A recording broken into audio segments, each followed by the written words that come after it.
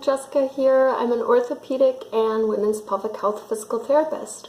So I thought I'd talk to you today about pain with intercourse. And so we're seeing a lot of women who 8 weeks postpartum, months postpartum, and unfortunately some years postpartum are continuing to have anywhere from mild to severe complaints with intercourse.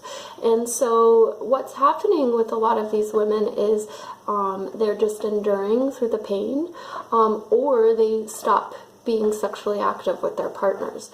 And so I'm going to show you today a really simple technique that can help with some of this postpartum pain.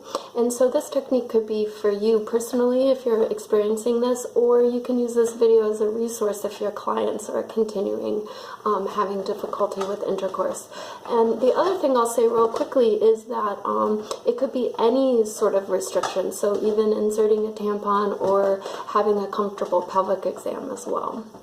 And so one of the things we do here is we provide scar mobilization. So we teach the client how to do it for themselves, or even teach their partner how to do it for them.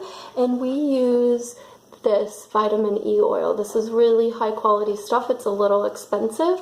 You could also use coconut oil as well. And so what we teach is, if this is the perineum and this would be anus and rectum, we teach this sort of downward stretch pressure and then U-shaped massage. And what that does is helps to desensitize some of the nerve endings. It helps physically to stretch the tissue, and then they can actually even come in and do a little bit of scar mobilization right along, whether that's centrally or off to the right or to the left. And this of course would still also work too. You would want to come up higher if they had periurethral tearing as well.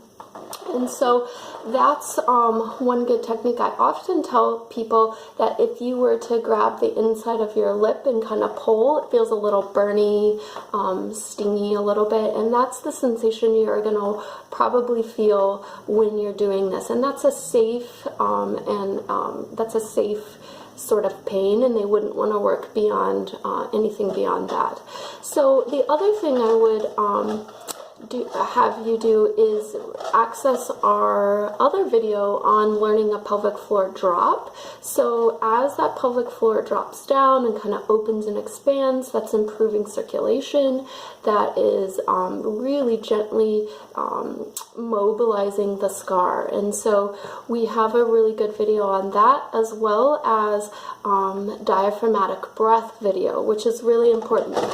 So if I go back to this balloon model here just really quickly, if this is respiratory diaphragm, this is pelvic floor, and then the rest of this is abdominals, those three things really have to coordinate and work together. And so if you have, you can see I'm kind of pinching this pelvic floor tissue here. If you have any scar tissue, that's going to really affect the resiliency and the strength of the pelvic floor in coordination with these other things. So hopefully that is a tip that you can either share with your clients or use for yourself personally. And if you have any questions or thoughts on that, feel free to let me know. Otherwise, I would highly suggest you go on section on women's health through the American Physical Therapy Association, and there's a link for Find a PT in your area, and that's all the physical therapists who are trained to do this kind of work. Thank you.